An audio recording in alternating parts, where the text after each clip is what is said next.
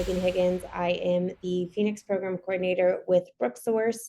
So Brooksource, we'll get into this a little bit on this next slide, but we are an IT recruiting and consulting firm. We have a large presence nationwide. Again, like I said, I'm specifically in our Phoenix market. But we're all over the place. So even if you aren't hoping to stay in Arizona after graduation, there could be opportunities for us to chat. And I could even connect you with some of my colleagues elsewhere as well. But we have some sister companies as well. One is called Calculated Hire. They deal a little bit more with the business side of recruiting. So sometimes sales-driven roles, accounting roles, finance, stuff like that. Metasource is more going to be focused on healthcare, tech, travel nurses, kind of anything within that healthcare avenue specifically. My role at Brooksource, again, is the program coordinator. So I run our Elevate program, which is an associate level hiring program and veteran hiring program. Through it, we're able to enable some technical and professional development training while you're hopefully working, with one of our clients specifically.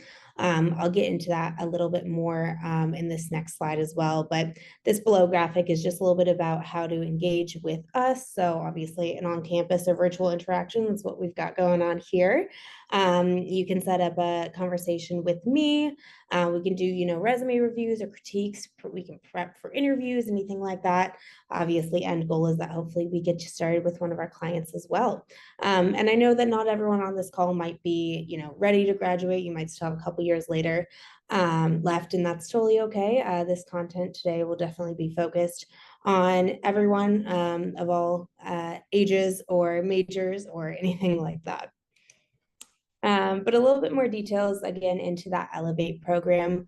So again, this slide is just really breaking down the types of individuals that I'm typically working with in our Elevate program. Again, it's for associate level individuals, people who are early in their career. So typically 0 to 4 years of experience within, again, I'm on the IT side, so I tend to reference IT quite a bit. But the emerging piece is going to be, your typical university, your GCU students, right out of school. We have the veteran pipeline, which again is military veterans re-entering the workforce. That's the Project Patriot program. Reskilled is maybe these are individuals who have been in different industries. Maybe they've been in education or healthcare or anything like that. And then I realized they have a passion for IT. A lot of times went to a boot camp, stuff like that. Again, are just kind of looking to break into a new industry there. And then diverse talent pools.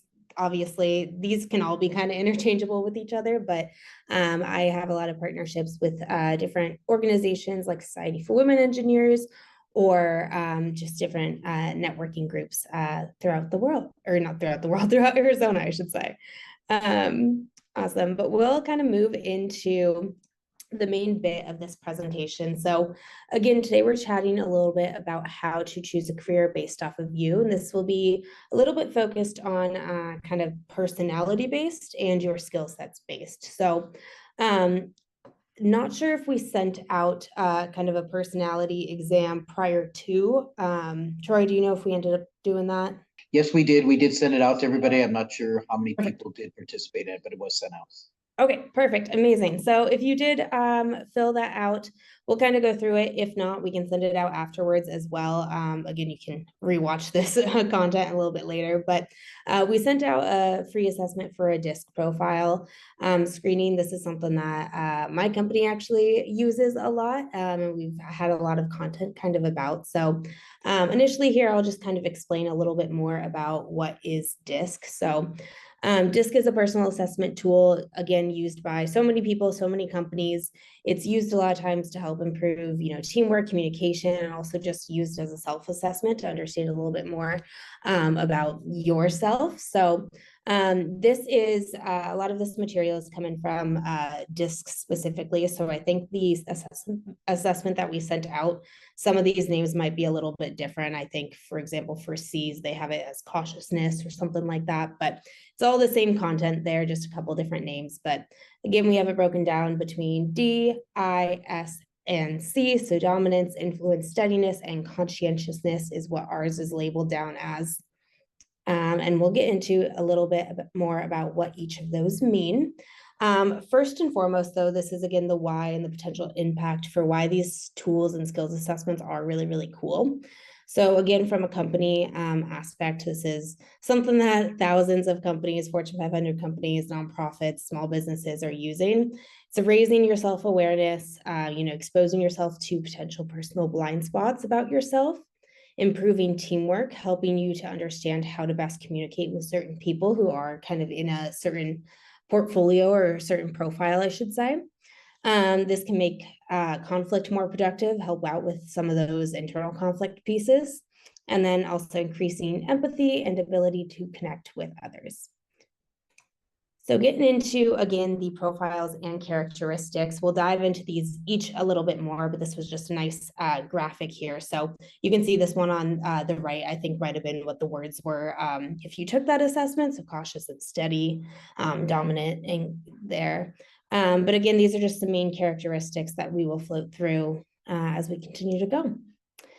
Starting off with the D profile. So this one specifically, we like to say AKA the winner. This is because people who fall into this category are often motivated by winning, by competition, by success.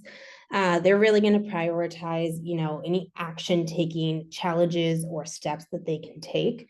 Oftentimes these individuals might not want to have something that's going to take a really long time to either accomplish or kind of get the answers for. They want something right now. They definitely are driven by that action, strong-willed. I have this broken down to kind of some fears, values, which is just kind of interesting to see, but I'll just call out a couple of them. Again, you can read as you go. Fears may be being seen as vulnerable or being taken advantage of. Influenced others by their assertiveness, their insistence, their competition. Again, I touched this a little bit about effectiveness. So you can improve effectiveness with them through patience and empathy. Again, just understanding your own profile and other people's profiles is going to help with that communication piece. So I know for me, I have a couple of D personalities in my office, and if I'm going to them with a problem or a question that I have for them, I'm not going to come and spew out a bunch of, emotion or the whole backstory. I'm going to really get to the point. I'm going to say, here's the thing that we're dealing with. Here's the solution that we need to find. And that's really all these people are typically looking for. Moving on to the I profile. So these guys are the enthusiast oftentimes. These are people who you can almost sometimes categorize them as what you might think of for extroverts. Obviously, they won't always be extroverted, but they're very motivated by social recognition, group activities, relationship building. They also prioritize action, and they kind of similarly want something now with the answers now, but they also prioritize collaboration and teamwork. So for them, some of their fears might be loss of influence or disapproval or rejection. They influence others through their charm, their optimism, and their energy. So S profile, again, this can be steady as you saw there, but these people are the peacekeepers, if you will. So S styles are very motivated by cooperation, just opportunities to help, sincere appreciation, sincere conversations. They're big on stability. They also love collaborating and working as a team. They're definitely seen as the calm and the patient people of the group. So some of their fears then might be change or loss of stability. And then the way that they often are influencing others is through accommodation, and consistent performance. And again, this recording will be sent out, so you'll be able to read through some of these as well if you aren't given enough time. Next, we have a C profile. So these people are the analyst. They are very motivated by opportunities to gain more knowledge, to show off their expertise in a particular avenue or their quality of work. Their fears are going to be criticism or being wrong. And then oftentimes some strong displays of emotion. So these people are very, very focused on logic, and they are then influencing others through their logic and their standards specifically. So they're very big on, analyzing their environments. They're very careful, systematic, diplomatic in the way that they kind of approach, different avenues and different things. Awesome. So moving on to, again, how we can apply it. So internally, and if you took this assessment, think about these to yourself right now. If not, come back and definitely think about these after you've completed that assessment. But what views of yourself might be confirmed? What are something new that you potentially learned about yourself? Was it all what you expected? You were like, yep, that's me to a T. Definitely think about how you approach different projects or conversations in the past or in the future. See if that kind of is aligning with the category that you fell into as well. Externally, can you think of any time that you've had a conflict or communicated differently with someone else? Maybe in a professional environment, this can be a school environment, a personal environment. Where would you maybe map that person on the chart? Do you think it has to do with maybe were you butting heads because of some of those differences? Because you were an I and they were a C, and you came to them with so much enthusiasm and emotion, and they just really wanted the logic and the facts.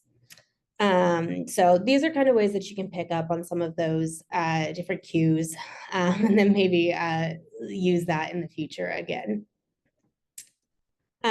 Moving on here, I threw in, and it's important to note with these and any personality assessment, they're not going to be end all be alls.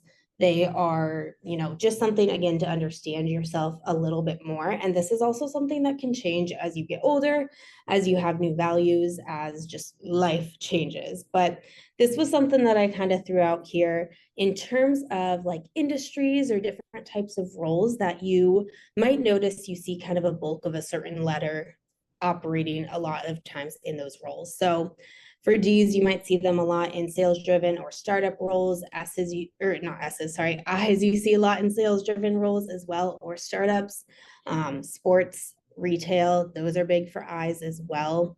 Kind of a cross between I and an S, you might see some healthcare and insurance people, airline industry as well. Moving down to the bottom right corner there with the S's, so the steadiness piece right there. Again, these are people who are very patient. They very much are, mission-driven people oftentimes. So they might love nonprofit work or working in a hospital or education. C's, you see them a lot of times in, IT, engineering industries, engineering, semiconductor, manufacturing, technology pieces there. Again, with the cross of a DC, you might see people who are in financial services or banking or analysts there. Again, just want to make sure I say this, it's not an end all be all. You can absolutely be an S and be in a sales driven startup avenue in different types of roles. But this was just something fun that I thought could kind of shed light on some stuff there. Moving on next. So in doing some research for this presentation, I found this article that's sourced there at the bottom, and really talking about, how to choose a career. And I thought that this article had a lot of really great parallels between taking things that you know about yourself, whether it's from personality assessments, from life, from skills that you have. And they actually developed 7 techniques that we're going to run through here now of how to take those things that you know about yourself, or how to conduct a self-assessment to learn those things about yourself, and then apply that to finding a job or choosing a career, I should say. So again, you've probably had some time to read this quote, but this is just saying finding a career that best suits you takes time, and your career will likely shift throughout your working life. You may end up changing roles or industries as your interests, motivations, and needs change. So again, life is always changing. You are always changing. Picking your one career out of college most likely will not be the career that you're with, 10, 15, 20 years down the road. If it is, that's awesome. But for a lot of people, that's not the case. Interests shift, motivations shift. So it's totally okay. And it's good to understand that from the start.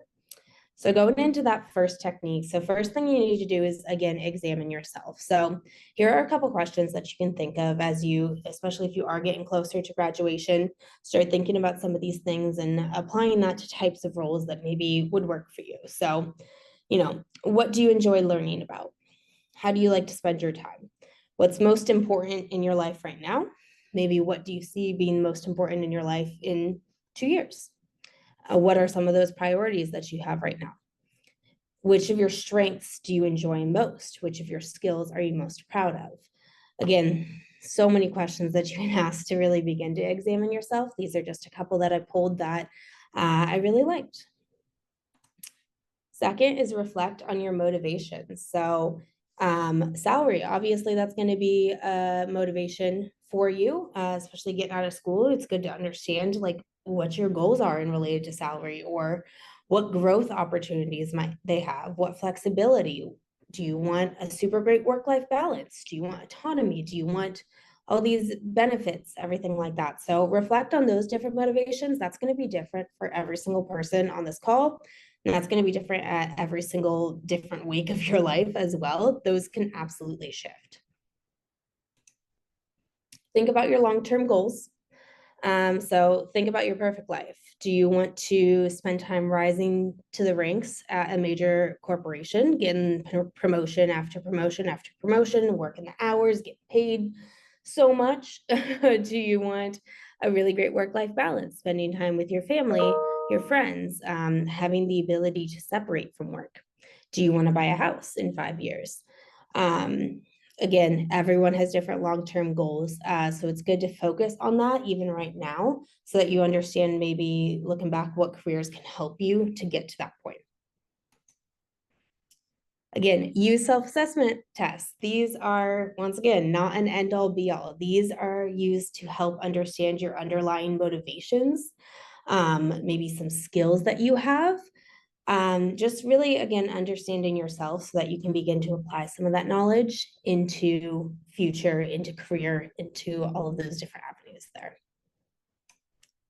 Next one that we have is explore different sectors. So you've got your main sectors here, your private, your public, and your nonprofit. So we'll go through a couple of these. So private owned corporations, goodness, they have some of the benefits there are a greater potential for growth. A lot of times there is a defined hierarchy at those types of companies. You can really see a full-fledged out map of, okay, hit this milestone, get this promotion, this one, this one, this one. So there's definitely opportunity for growth at a lot of private firms. Cons are sometimes going to be job security in that case as well.